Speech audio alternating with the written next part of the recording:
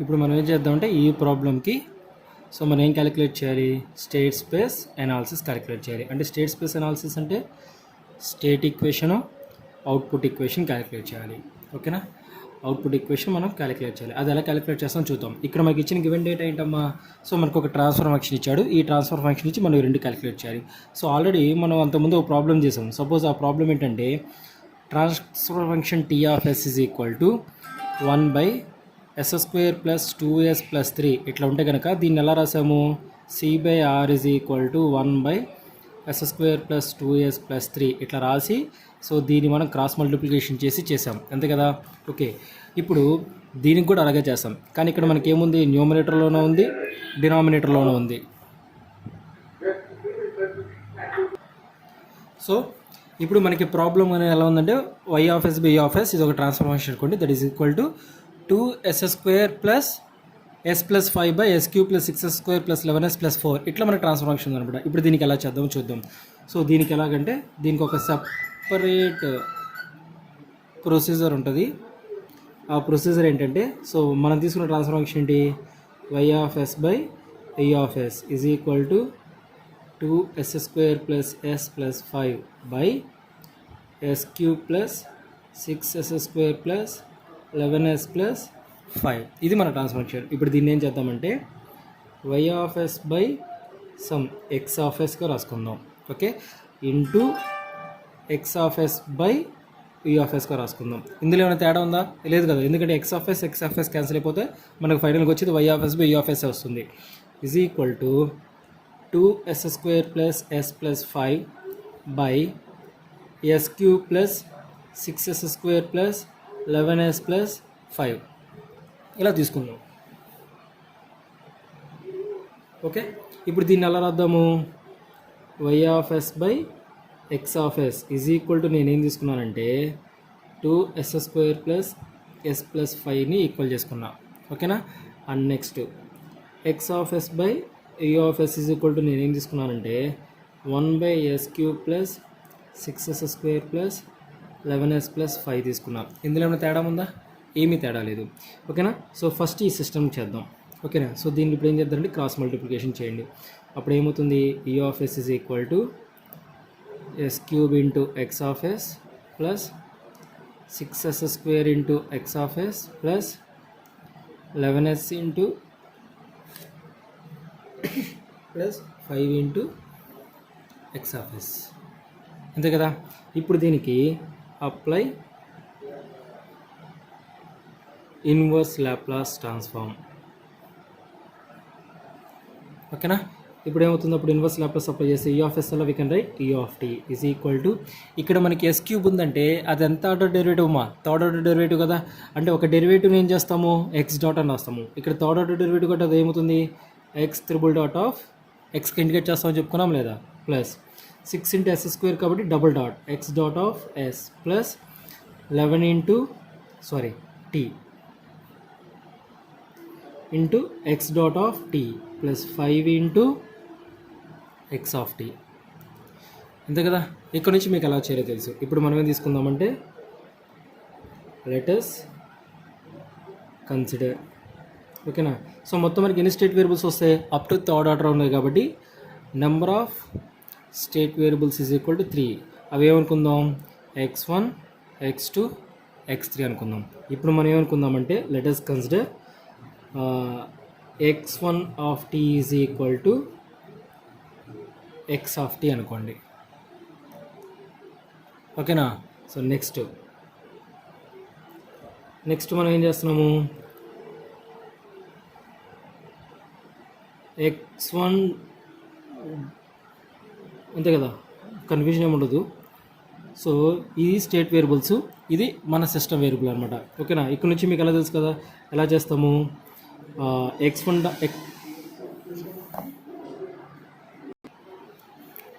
Okay.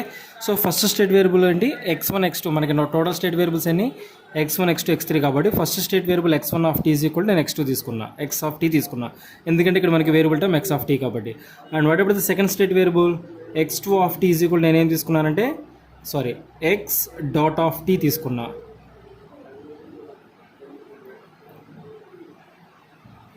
Okay.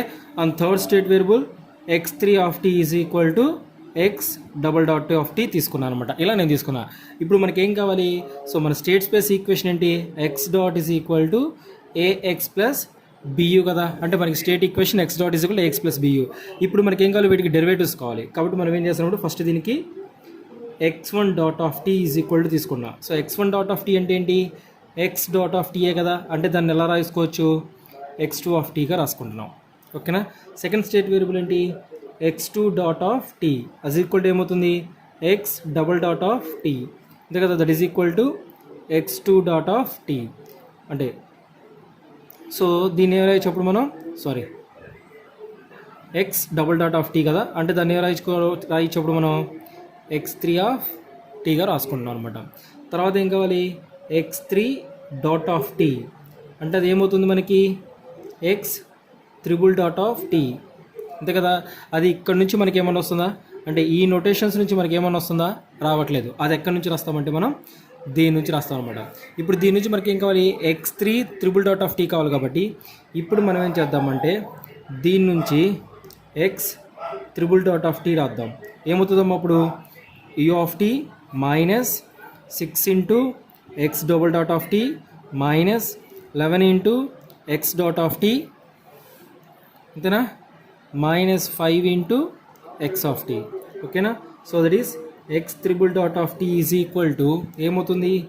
You of t minus 6 into x double dot అంటే ఎంత? Double dot అంటే రాసుకోవచ్చు x3గా రాసుకోవచ్చు లేదా. కాబట్టి minus 6 into x3 of t minus 11 into x2 of t minus 5 into x1 of t అవుతుంది అనమాట. ఓకేనా. సో ఇప్పుడు ఈ మూడిటి నుంచి ఏ మూడిటి నుంచి? సో ఫస్ట్ ఇది x1 dot x2 dot x3 dot. ఓకేనా. ఏ మూడు? x1 dot x2 dot x3 dot. ఈ మూడిటి నుంచి మనం ఏం చేద్దామంటే మ్యాట్రిక్స్ రాద్దాం, state matrix. So what is the state matrix? X dot is equal to a x plus b u. So ఇక్కడ ఎక్స్ అంటే ఏంటి మనకి? 3 కదా. అంటే x1 dot x2 dot x3 dot is equal to, so ఇక్కడ వచ్చేది మనకి 3/3 మ్యాట్రిక్స్ వస్తుంది into x1 x2 x3 plus matrix b into input u కదా. సో ఇదనమాట. ఇప్పుడు x1 డాట్లో x1 ఉందా?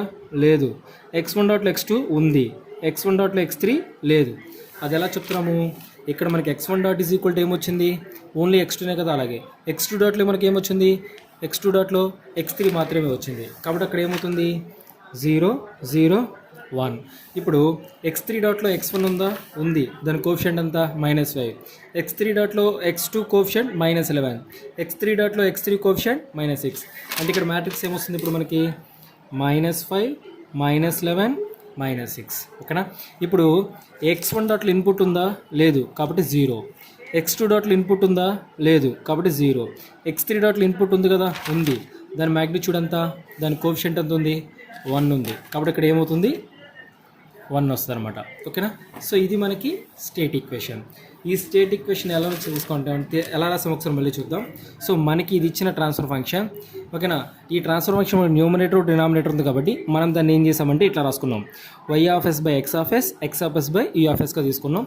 సో దానికి y(s) by x(s) is equal to ఇది తీసుకున్నా, x(s) by u(s) is equal to 1 by ఇలా తీసుకున్నా. ఓకేనా. ఇప్పుడు దీని నుంచి తీసుకొని మనం స్టేట్ మ్యాట్రిక్స్ రాసాం అనమాట. ఓకేనా. ఈ ప్రాసెస్లో రాసాం. ఇక్కడ నుంచి ప్రాసెస్ కామన్. అంటే మనం కొత్తగా చేసింది ఏంటంటే ఈ స్టెప్ మనం కొత్తగా అప్లై చేసాం, కన్వర్షన్ చేసాం. ఓకేనా. అక్కడ నుంచి ఇలా 2 ఫంక్షన్స్గా స్ప్లిట్ చేసుకున్నాం. ఇప్పుడు దీన్ని బేస్ చేసుకొని ఈ ప్రాసెస్ అంతా చేసాం అనమాట. ఓకేనా. ఇప్పుడు నెక్స్ట్ మనకి ఏం కావాలి? అవుట్పుట్ ఈక్వేషన్ కావాలి. ఆ అవుట్పుట్ ఈక్వేషన్ కోసం మనం ఏం తీసుకుంటామంటే ఈ మ్యాట్రిక్స్, ఈ ఈక్వేషన్ తీసుకుంటాం. సో ఏంటిది ఆ equation? y(s) by, so for output equation ఏంటిది అది? y(s) by x(s) is equal to ఎంత? 2s² plus s plus 5. ఓకేనా.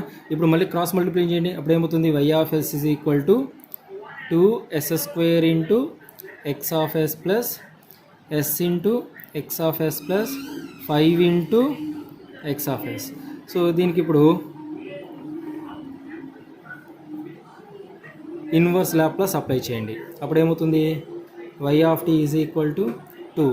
ఇక్కడ మనకి డబుల్ డాట్ ఉంది కాబట్టి ఇది ఏమవుతుంది, x double dot of t plus ఇక్కడ ఒక ఎస్ ఉంది కాబట్టి ఏమవుతుంది, x dot of t plus 5 into x of t. ఓకేనా. సో ఇప్పుడు ఈ ఈక్వేషన్ నుంచి మనం ఏం చేసాం, ఈ ఈక్వేషన్ రాసాం. ఓకేనా. సో అప్పుడు y of tea is equal to 2 into x double dot of t plus x dot of t plus 5 into x of t వచ్చింది. ఓకేనా. సో ఇంతకు ఆల్రెడీ మనం స్టేట్ వేరియబుల్స్ తీసుకున్నాం కదా, ఏంటిది అది, వై ఆఫ్ టీ. సో ఇప్పుడు మన x double dot of tea అంటే ఏ రాసుకోవచ్చమ్మా, ఇక్కడ చూడండి, x double dot of t, x double dot of tea అంటే ఏ రాసుకోవచ్చు, x3 ఆఫ్ టీ రాసుకోవచ్చా లేదా, okay. And x dot of t ప్లస్లో ఏ రాసుకోవచ్చు, x2 రాసుకోవచ్చు. ఓకేనా. సో అదే తీసుకున్నాం, 2 into x double dot of t ప్లస్లో రాసుకోవచ్చు 3 into x of t plus x dot of t ప్లస్లో రాసుకోవచ్చు x2 ఆఫ్ టీగా రాస్తాం అనమాట. ఓకేనా. అండ్ ఎక్స్ ఆఫ్ టీ ప్లస్లో రాసుకోవచ్చు 5 into x1 of t. Okay. So ఇప్పుడు దీని నుంచి అవుట్పుట్ ఈక్వేషన్ అంటే, అవుట్పుట్ ఈక్వేషన్ అంటే y is equal to cx plus du. ఓకేనా. So output matrix y is equal to c matrix into, so మనకి state variables ఏంటివి అవి, x1 x2 x3 plus d matrix into input u. So వైలో x1 ఉంది కదా, ఉంది, దాని coefficient ఎంత 5. సో వైలో x2 కోఎఫిషియంట్ ఎంత 1, వైలో x3 కోఎఫిషియంట్ ఎంత 2. ఓకేనా. అట్లే మ్యాట్రిక్స్ ఫాలో చేస్తాం. అండ్ వైలో మనకి ఇన్పుట్ ఉందా, లేదు, కాబట్టి 0. So this is output matrix. అంటే మనం ఏం చేస్తాం, ఇంతకు తీసుకున్న దాంట్లో y of yes by x of ఎస్లో ఇది తీసుకున్నాం. సో దాన్ని క్రాస్ మల్టిప్లికేషన్ చేస్తే మనకి ఇలా వచ్చింది. సో ఇక్కడ x double dot of tea అంటే ఇంత మనం తీసుకున్నాం కదా, x double dot of tea అంటే x3 ఆఫ్ టీగా రాస్తాం, ఎక్స్ డాట్ ఆఫ్ టీ అంటే x2గా రాస్తాం, అండ్ ఎక్స్ ఆఫ్ టీ అంటే x1గా రాస్తాం. సో ఆ 3 నోటేషన్స్ తీసుకొచ్చి ఇక్కడ సబ్స్టిట్యూట్ చేసాం. ఓకేనా. సో దీని ప్రకారం మీకు మ్యాట్రిక్స్ వస్తుందన్నమాట. సో ఇప్పుడు మీరేం చేస్తారంటే, సో దీనికి y of s by e of s is equal to 3s square plus 2s plus 6 by s cube plus 7s square plus 8s plus 9. So దీనికి మీరు స్టేట్ స్పేస్ చేయండి.